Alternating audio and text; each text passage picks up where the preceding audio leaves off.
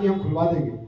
तो आज सारी ताकत वो लोग जो बीजेपी को गालियां देने की बात करते हैं, जो उनके खिलाफ बात करते हैं, पूरे दिन मुझे गालियां देते हैं। सारे एकजुट हो गए, पैसे की अपार है इनके पास, मुकदमे लड़ने के पास लिए पैसे ना हो और करोड़ों रुपया सामग्री में लग रहा हो।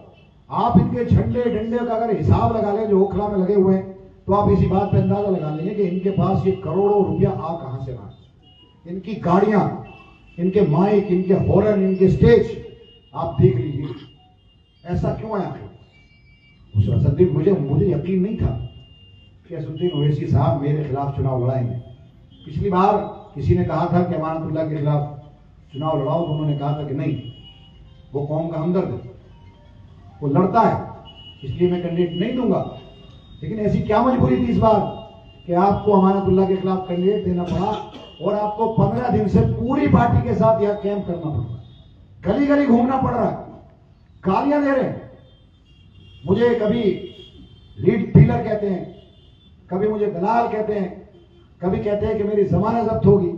तो एक हैदराबाद से आया हुआ शख्स जो अपने आप को मुसलमानों का हितैषी कहता है, जो अपने आप को मुसलमानों का हमदर्द कहता है, वो तय करेगा कि ओखला का विधायक कौन बनेगा, या यहाँ की आवाम जो हिंदुस्तान की सबसे ज्यादा तालीम याफ्ता आवाम है वो तय करेगी। आप बताइए, मैं पूछना चाहता हूं उनसे, जब मुसलमानों पर आपके तो एक कॉलेज है, मेडिकल कॉलेज, आप बता दो उसमें कितने गरीब मुसलमानों को फ्री में आपने उसमें मेडिकल कराया। आपके पास अस्पताल है, आप दे तो डेटा, कितने आपके पास वहां पर बच्चे हैं जिनका लोग हैं जिनको आपने फ्री में इलाज कराया। आपके पास 300,000 करोड़ रुपया है, सबसे ज्यादा आप बीजेपी को गालियां देते हो। आज तक आपको गिरफ्तार क्यों नहीं गया? अमानतुल्लाह भी गिरफ्तार हो गया, अरविंद केजरीवाल भी गिरफ्तार हो गया, सतविंदर जैन भी गिरफ्तार हो गया, आजम खां को तबाह कर दिया, इमरान मसूद को तबाह कर दिया, तमाम लीडरशिप को तबाह कर दिया। ऐसा तुम्हारे अंदर क्या है कि सबसे ज्यादा तुम मुसलमान उस बीजेपी को गालियां देते हो? सबसे ज्यादा पैसे तुम्हारे ऊपर है, ना तुम पर ईडी आती, ना तुम पर एसीबी आती, न तुम पर सीबीआई आती, न तुम पर इनकम टैक्स आती। बस मैं ये पूछना चाहता हूं कि भैया ऐसा क्या है कि जो तुम्हारे को पूछते ही कोई नहीं, और वो देखो सबसे ज्यादा गालियां। हम जरा सा कुछ कहते हैं पटरे से भैया इन पर क्यों नहीं होती? तो ये देखिए, समझने की जरूरत है। ये शाहीन बाग वो शाहीन बाग है जिसमें पूरे दुनिया को जनाया और बीजेपी को लोहे के चने चबाए। आज शाहीन बाग की शनाख्त ये एनआरसी की वजह से है।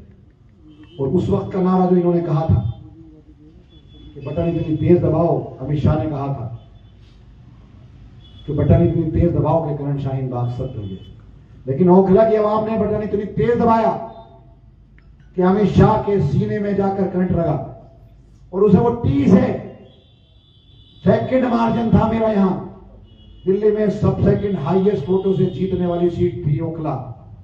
3 बजे तक मुझे हराती रही मीडिया, इनसे हजम ही नहीं हो रही थी, क्योंकि एक होम मिनिस्टर नारा दे रहा है कि इस सीट को हराओ, लेकिन आवाम ने एकजुट होकर उसको जलील किया, जलीलो ख्वार किया। आज वो 30 है जो उसके रूप में बदला लेना चाहता है, हमारे वोटों को तकसीम करके। जिंदगी में बीजेपी आम आदमी पार्टी से यहां चुनाव नहीं जीत सकती। 282 बूथ पर वोट मिलता है हमें। बीजेपी 2.5 वार्ड में लड़ती है, कांग्रेस कुछ 2 वार्ड में लड़ती है, हम पूरे 5 वार्ड में लड़ते हैं और 5 वार्ड में हिंदू भाइयों का, मुसलमानों का बराबर वोट मिलता है। हमारे वोट को सिर्फ तकसीम करके ये सीट को जीतना चाहते हैं। और ये ऐसा नहीं है कि एक साहब कह रहे थे कि कैसे जीतेंगे। मैं बता दूं आपको, कुछ सेकुलर हिंदू है जो आम आदमी पार्टी का वोटर है, उसकी पहली पसंद आम आदमी पार्टी है, लेकिन दूसरी पसंद एमआईएम नहीं है, भाजपा है। अगर उसे ये लगेगा, जैसे ये माहौल बना रहे हैं सारे मीडिया कि एमआईएम और बीजेपी का इलेक्शन है, तो अगर एमआईएम बीजेपी का इलेक्शन होगा तो वो सारा वहां पोलराइज हो जाएगा। तब लगेगा कि आम आदमी पार्टी का विधायक नहीं जीत रहा, और उस सूरत में ये सीट किसी भी हालत में नहीं बच सकती। ये सीट को बीजेपी को अगर कोई हरा सकता है तो सिर्फ हम हरा सकते हैं, आम आदमी पार्टी हरा सकती है। और मैं बात नहीं कहना चाहता हूं ईमानदारी से कि अगर आप लोग या ओखला की आवाम सच में बीजेपी को हराना चाहती है तो वो झाड़ू का बटन दबाए, और अगर उन्हें यह लगता है कि किसी और को बटन दबाकर बीजेपी हार जाएगी तो ये उनकी गलतफहमी है। ऐसा कभी नहीं हो सकता।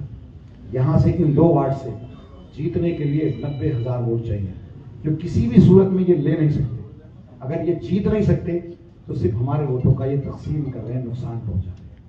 और इस हालत में औरंगाबाद से, महाराष्ट्र से मेरे पास बहुत सारे टेलीफोन आते हैं कि अमानत भाई, क्योंकि मीडिया, सोशल मीडिया आज पूरा तरह से ट्रोल कर रहा है, बीजेपी की सोशल मीडिया काम कर रही है, पूरा इनकी MIM की पूरी सोशल मीडिया काम कर रही है। आप देखिए कि मेरी फेसबुक पेज पर जाकर देखिएगा, कमेंट्स देखिएगा, कोई हैदराबाद से बात कर रहा है, कोई औरंगाबाद से बात कर रहा है, कोई झारखंड से होगा, कोई सऊदी अरब से होगा, तो ओखला का है ही नहीं कोई। तो आज पूरी मीडिया मेरी इमेज खराब करने में लगी। प्रशासन मुझे चुनाव हराना चाहता है, सारी ताकतें मुझे चुनाव हराना चाहती हैं। आज कांग्रेस हो या MIM हो, इनके तमाम लीडर यहां पड़े हुए, डेरा डाले हुए लोगों को बीजेपी फंड दे करके ये कहती है कि तुम बीजेपी को तो ना लड़ाओ, लेकिन वहां MIM को लड़ा दो या कांग्रेस को लड़ा दो, आसान होगा वोट तकसीम करना। हमें बहकाकर, बुलाकर, सारी चीजें करके, दिखाकर, सोशल मीडिया के जरिए इस सीट को बीजेपी हथियाना चाहती है। और जब हथियाएगी तो आप कुछ सोच कर देखिए कि हमारी माएँ बहनें जब मनीष चौधरी के यहाँ जाएंगी अपने लेटर साइन कराने, आधार कार्ड के लेटर पर साइन कराने, तो हमारे सीने पर क्या जरूरी है। आज औरंगाबाद के लोग, महाराष्ट्र के लोग कहते हैं कि भोले भाले मुसलमान इस आदमी के बहकावे में आ गए और आज रो रहे हैं कि क्या हो गया है हमसे। कहीं ऐसा ना हो कि ये सीट जो आज आपके पास है, जो हम आपके मसाइल हल करते हैं, हमारे पास हर कोई आ सकता है। हम रात को खड़े होकर सीवर साफ कराते हैं, दिन में खड़े होकर सीवर साफ कराते हैं। आपने ऐसा कोई विधायक नहीं देखा होगा, कोई नेता नहीं देखा होगा जो पूरी पूरी रात जाग कर आपकी सड़कें बनाता हो, सीवर साफ कराता हो। मेरी हजारों मिसाल है। जैसा भी हूं आपका ना, कहीं ऐसा ना हो कि छोटी मोटी नाराजगी की वजह से बड़ी गलती कर बैठे, फिर हम कहां जाएंगे सीवर साफ कराने, कहां जाएंगे पानी लेने। यहां तो लाइट 24-24 घंटे पहले भी नहीं आती थी। अगर ट्रांसफार्मर फूक गया तो हम किससे कहेंगे? तो क्या MP है उनका? आज 12 साल 11 साल हो गए MP को, एक काम उसने नहीं किया, ना कभी आया, ना हम जानते। बीजेपी के MP 3 बार बदले, पहले महेश गिरी थी, फिर वो क्रिकेटर था, अब ये आया, हम जानते ही नहीं, ना कभी वो आता। ऐसे अगर उनका विधायक जीत गया तो वो कभी नहीं आएगा, क्योंकि हमारे वोट तो तकसीम करके वो जीता है, हमारे वोट हासिल करके नहीं जीतेगा। तो ये समझना बहुत जरूरी है और आपको फैसला लेने की जरूरत है।